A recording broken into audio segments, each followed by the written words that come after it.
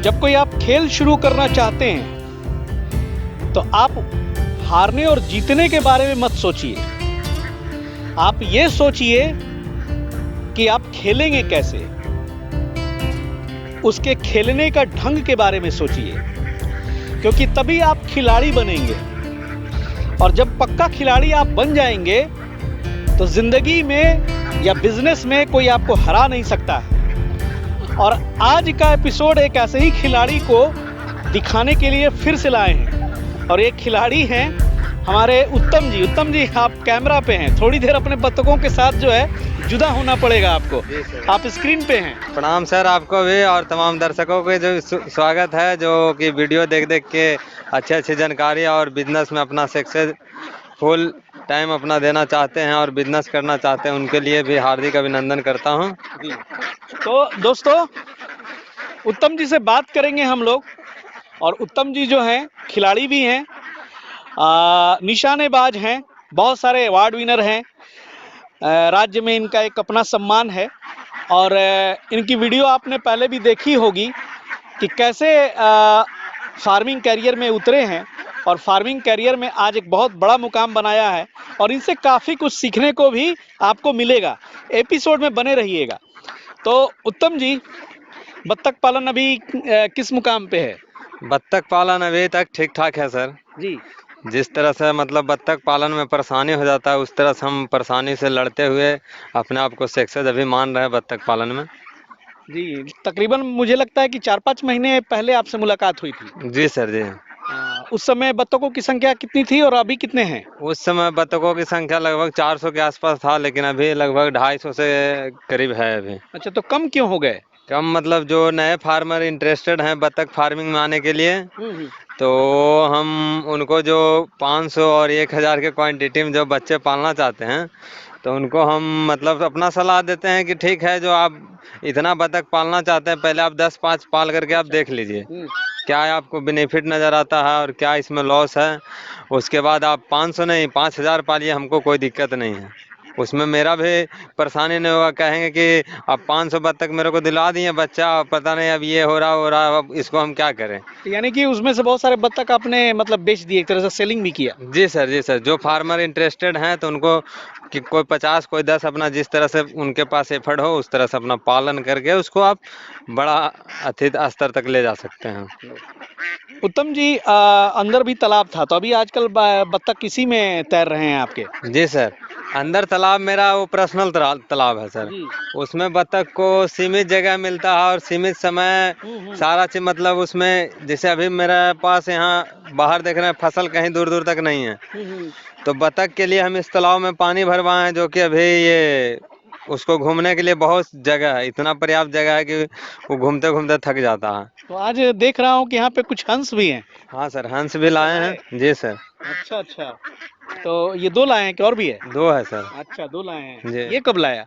ये लगभग हो गया 2-3 महीने सर। अच्छा, तो अब इसके साथ साथ उसका भी पालन हो रहा है? जी सर जी। अच्छा, तो उत्तम जी, बत्तख पालन पे थोड़ी सी विशेष बात करें कि गर्मियों का दिन है। मैं तो आया था तो जाड़े में आया था। जी सर जी। तो गर्मियों के दिन में जो है इनका आहार कैसा हो, कैसा रख रखाव हो, थोड़ा बत्तख पालन के बारे में हमारे जो किसान हैं वो जो नया नया शुरू किए होंगे, हो सकता है आपके अनुभव से कुछ सीखें।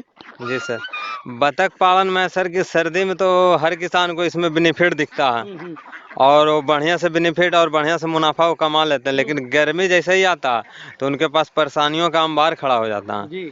बत्तख का खाना के लेकर के, बत्तख को अंडा को सेलिंग के लेकर के, मतलब बहुत सारा समस्या आता है। जी, गर्मी में लोग बहुत परेशान रहते हैं, ये एक आम समस्या है। और अंडा की जो समस्या है कि बिक नहीं पाती है, तो उसके बारे में भी समझेंगे। तो कैसे बत्तख को गर्मी में रखें? गर्मी में हम बोलते हैं बत्तख पालन के लिए, जैसे बहुत सारा लोग एडवाइस देते हैं कि बत्तख पालन आप घर में भी पाल सकते हैं, 10-20 पाल सकते हैं, लेकिन कोई अगर फार्मर 100, 50, 500 के क्वांटिटी में पाले तो उनके लिए समझिए कि आपका घर का जगह तो है ही, उसके बाद बाहर का जगह होना चाहिए, क्योंकि घर में अभी कोई भी आदमी से लेके जानवर तक एक जगह रहते रहते वो बोर हो जाता है, तो इसलिए उसको खुला माहौल भी चाहिए कुछ। तो गर्मी के सीजन के लिए आप बतख को लो कॉस्ट फीड दे सकते हैं। अगर आपके पास बाहर तालाब हो या फिर गांव में नहर होता है, खत्ता होता है, नदी भी होता है, तो उस किनारे आप उसको छोड़ सकते हैं और फीड आप बहुत कम मात्रा में उसको खिला सकते हैं, क्योंकि वो सारा दिन भरमन करेगा बाहर, तो कुछ ना कुछ वो खाते रहेगा। तो चारा कम कर देना चाहिए ताकि जो है अंडे कम निकले। जी सर, चारा कम कर देना चाहिए और कम बजट में जो हमको सबसे सस्ता खाना मिल जाए, क्योंकि हमको उसको गर्मी के दिन में उससे हम रुपया नहीं कमा सकते हैं, कितना आप कुछ कर लीजिएगा तो, क्योंकि एक तो इसका अंडा प्रोडक्शन कम जाता है और उसके बाद इसका दाना खर्चा बढ़ जाता है। तो इसलिए फीडिंग कॉस्ट कम करने के लिए उसको लो कॉस्ट फीडिंग कराएं, धान हो, गेहूं हो, चावल का टुकड़ा हो, कुछ भी मतलब ऐसा खिलाएं जो आप आसानी से उसको खिला सकते हैं। जी जी। जी। तो जो लोग किसान हैं जिनके यहाँ अंडे हो जाते हैं, तो गर्मियों में मुझे भी लगता है कि काफ़ी सेलिंग में परेशानी आती है। तो जिन भाइयों के अंडा नहीं बिक पा रहे हैं तो निश्चित परेशानी में पड़ेंगे ही, उनके लिए क्या सलाह है? उनके लगी यही सलाह है सर कि आप ऐसा सिचुएशन आप बनाएं, मतलब एक साइकिल ऐसा बनाएं कि वो हमको गर्मी ठंडा, एकदम ठंडा में तो आपको कोई दिक्कत है नहीं, गर्मी आए तो गर्मी में उसको अंडा प्रोडक्शन आप कम लीजिए, फीडिंग कम कराइए, अंडा प्रोडक्शन कम लीजिए, आपको इतना अंडा आ जाएगा कि उतना आपको मार्केट में सेल हो सकता है।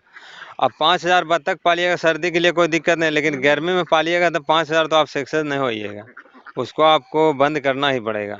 जी। नहीं तो तो अच्छा ये उत्तम जी, जैसे कि अंडा लोग लेने से भी इनकार कर देते हैं, खास करके जो हैचरी वगैरह शायद जहाँ से वो लोग लेते हैं अंडा, जी तो गर्मियों में उनके अंडा बिकते नहीं हैं। तो इस समस्या से कैसे, मुझे लगता है कि क्या अपना छोटा हैचरी उनको रखना चाहिए जी सर। ताकि नुकसान से बचे, जैसे कि आपने तो रखी है, जी सर। और अपना अंडा क्या करते हैं, हैचरी में तो डालते हैं। मेरा अंडा जो बच जाता है सर, मार्केट में जो लोग मांगते हैं, वो अगर अंडा बच जाता है 2-3 दिन 4 दिन में रहता है जो स्टॉक से, मतलब किसी दिन अंडा आउट ऑफ सेल हो जाता है, किसी दिन कुछ बच जाता है, तो उसको हम अपना हैचरी में डाल लेते हैं। और आपकी हैचरी भी बहुत छोटे साइज की है। जी, छोटे छोटे क्वांटिटी में 2-2 3-3 हैचरी लगा रखे हैं, क्योंकि बाय द वे ये मशीनरी चीज है, जी जी। अगर एक में प्रॉब्लम आया तो हमारा दूसरा चल रहा है और हम बैकअप देखना के लिए। चाहेंगे उत्तम जी, चूंकि इसी मॉडल पे हम बात करना चाहते थे कि ये जो आइए ना, कि अंडे जो है नहीं सेल हो पा रहे हैं, तो कम से कम उससे चूजे तो निकलें, जी सर। और उसको निकालने के लिए अगर आपके जैसा अगर छोटा सा हैचरी हो तो उन किसानों को प्रॉब्लम नहीं आएगा। तो वो जो आपके यहाँ हैचरी है वो कितने की थी? वो हैचरी हम मतलब 2 ठो बाहर से मंगवाए थे, उसके बाद 2 ठो अभी यहीं बनवाए हैं। अच्छा, क्या कॉस्ट पड़ा? कॉस्ट लगभग वही 8 से 9 हजार में लगभग 100 अंडे का हैचरी बढ़िया बन जाता है। 100 अंडे का? जी। तो काफ़ी मतलब अच्छा है मेरे ख्याल से, अगर 8-9 हज़ार के इन्वेस्टमेंट से 100 अंडा भी आपका सुरक्षित उसमें से हैच हो गया, मतलब 100 तो नहीं होता होगा, 100 में कितना उमन निकलता होगा? 80 से 90 के बीच में बताइए, रहता है सर। 80 से 90 निकल जाता है, तो कम से कम वो जो रोना लेके बैठते हैं, और कॉल्स तो आपको ऐसे लोगों के किसानों का आता होगा कि बिल्कुल। भाई अंडा नहीं बिक रहा है हमारा, क्या करें? ये बहुत तो सारा सर। आता होगा ना। बहुत सारा सर। तो मुझे लगता है कि उत्तम जी जो हैं एक व्यवस्था जो कर रखी है कि चलो भाई अंडा बिके तो बिके, और ना बिके तो उसको हैचरी में डाल देते हैं। तो देखते हैं इनका छोटा सा प्यारा सा हैचरी कहाँ पर है, कहाँ पर रखे हैं उत्तम जी? अंदर है सर। अच्छा अच्छा, इसमें रखे हैं। जी। अच्छा, खोलिए। तो दोस्तों बने रहिए वीडियो में और देखिए, हर मुश्किल का समाधान है, और उस समाधान को खोजने के लिए ही हम निकलते हैं जी। अच्छा, ये आज के अंडे हैं, आज के अंडे इतने बचे ये देख सकते हैं, ये आज के अंडे हैं। हैचरी हैचरी आपका यहाँ पर है, ये वाली आपकी हैचरी हो गई ना? जी सर। देखिए हाँ इसमें देखिए, चूजा ये निकल कितना रहा प्यारा है। हैचरी है, कितना छोटा ये हैचरी। देखिए चूजा निकल रहा है सर। अरे वाह वाह, जरा दिखाइए, ये अभी अभी देखिए इसमें से लाइट अभी चूजे जलेगा निकले, जब कितने प्रेशर प्यारे प्यारे। चालू होगा ना सर, तो लाइट जलेगा वाह इसमें क्या हैचरी में। बात है, वाह। ये लगता है कि अभी जस्ट थोड़ी देर हाँ, पहले और निकला है। एक ये निकल रहा है अभी। ये अभी देखिए अंडे से निकल रहा। वाह क्या बात। कभी कभी क्या होता है, बच्चा चिपक जाता तो नहीं निकल पाता, तो उसको निकालना पड़ता ये है। अंडा किसका है? ये कड़कनाथ का, कड़कनाथ का देख है। सकते हैं काला बच्चा निकल रहा। देखिए हैचरी में अभी अभी इनके अंडे में से ये कड़कनाथ निकल गया है। वाह वाह वाह, कितना प्यारा। देखिए जरा करीब से दिखाइए, ये देखिए, इसकी आवाज़ें आप सुन पा रहे होंगे। बोलो भाई बोलो, नया जीवन, क्या बात है। तो देख सकते हैं दोस्तों, और ये 100 अंडों की हैचरी है। जी सर, इसमें लगभग 125 अंडा अटता है सर। 125 अंडा इसमें से आप जी। हटा देते हैं। जी सर। चलिए, कोई परेशानी नहीं आई। कोई परेशानी नहीं सर। देखिए 22 तारीख का अंडा का डेट भी लगा हुआ। 22 तारीख को आज 21 दिन पूरे हुआ, 13 तारिख है। डेट भी डाला हुआ है। उसके बाद देखिए नेक्स्ट है जो 27 तारीख को निकलेगा। क्या बात है, 17 मतलब एक तरह तारीख से ग्रेडिंग भी किया हुआ है जी। इसमें उसके बाद देखिए 1 तारीख का लगा हुआ है, आपने। ये देखिए। वाह। और इसमें सब तरह के अंडे आप डाल देते हैं, जी, कड़कनाथ के, सोनाली के, ये बत्तख देखिए के। बटेर का भी है सर। अरे वाह, बटेर के भी अंडे इसमें डाल दिए, देखिए यार, वाह क्या बात है। ये भी हैचरी है। जी अरे वाह, ये तो बड़ा अटैची जैसा एकदम जी हैचरी। ये सर, कहाँ से मंगवाए सर? ये हम चेन्नई से मंगवाए थे सर। इसमें अच्छा, बटेर और इसमें कितने अंडे अटते हैं? इसमें 80 अंडे अटते हैं 80 अंडे? जी। अच्छा, चेन्नई से? कितने में चेन्नई से लिया ये था? 12,500 का आया था सर। अरे वाह, सेम चीज है लेकिन ये थोड़ा सा लुक अलग हो गया। जी, और एक इधर भी चल रहा है अच्छा, सर। तीसरी हैचरी देख लीजिए भाई, यानी कि 3-3 हैचरी इन्होंने लगा, देखिए 3-3 हैचरी यहाँ पे लगाया है इन्होंने। अंडा का रोटेशन अभी हो रहा। अरे इसमें रोटेशन भी होता है? जी, ऑटोमेटिक रोटेट होते रहता है। अरे वाह क्या बात है। तो यानी कि कुल मिला के एट अ टाइम आप 300 अंडे के कैपेबल हैं जी जी हैच बिल्कुल करने के, है ना? जी सर। और चलिए। उसके बाद देखिए नेक्स्ट मेरा जो नया हैचरी अभी बनकर रेडी है, इसको भी जल्द ही चालू करेंगे। यानी कि चौथा? जी। अच्छा, ये थोड़ी बड़ी लग रही है। 500 अंडे का है सर। अच्छा, ये क्या पटना ही में बनवाया है? नहीं सर, यहीं बनवाए, हम एक मिस्त्री को पकड़े यहाँ हैं। अपने फार्म पे? जी अरे क्या बात है। तो किसानी बिना इसके सर चल नहीं सकती मेरे सर, ख्याल से। बिल्कुल सक्सेस होना है तो आपको अपना समस्या से खुद लड़ना पड़ेगा। लड़ना पड़ेगा, धीरे धीरे ही सही। जी सर। लेकिन सब तो आपने एक बार नहीं किया होगा। पहले मेरे पास एक हैचरी था सर, फिर 2 हुआ, फिर 3 हुआ, फिर चौथा और हुआ। कमा के लगाते गए। बिल्कुल सर। तो यही बात है दोस्तों कि देखिए, खेल को खेल कर सीखा इन्होंने, और खिलाड़ी हैं, और इनकी एक अपनी कथा है जो पिछले वीडियो में भी मैंने बताई थी कि कैसे मुश्किल और हालात से संघर्ष की लड़ाई लड़ के इन्होंने आज ये मुकाम यहाँ पर ऐसा है कि आप देख सकते हैं। बहुत अच्छा, बहुत ही सुंदर फार्म है, और बिल्कुल देसी जुगाड़ से बना एक फार्म। लगेगा कि हाँ, मतलब जो एक माटी का लाल है कैसे माटी से उभर करके एक सितारों की तरह चमक रहा है। और सर तो मतलब एक आप बंदूकबाजी में भी अव्वल रहे हैं, अभी भी क्लासेस चल रही है? जी सर, अभी भी क्लास चल रहा है सर। और क्या मैसेज देना चाहेंगे हमारे नवयुवकों को? नवयुवक जिस तरह से अभी बेरोजगार चल रहे हैं और उनके पास पूंजी भी नहीं है और उतना नॉलेज भी नहीं है, और आपा में आकर के वो जैसे तैसे बिजनेस कर लेते हैं, तो समझिए कि और नीचे लेवल पे चल जाते हैं। इसी वजह से कुछ बिजनेस बदनाम भी हो रहा है। तो इसमें यही है, युवाओं के लिए संदेश है कि आप जो भी करें सोच समझ के करें। अगर आपके नज़दीकी कोई ऐसा फार्मर हैं तो उनसे आप जाकर के कांटेक्ट कर लें। जी जी। कांटेक्ट कर लें और छोटे स्तर से शुरुआत करें।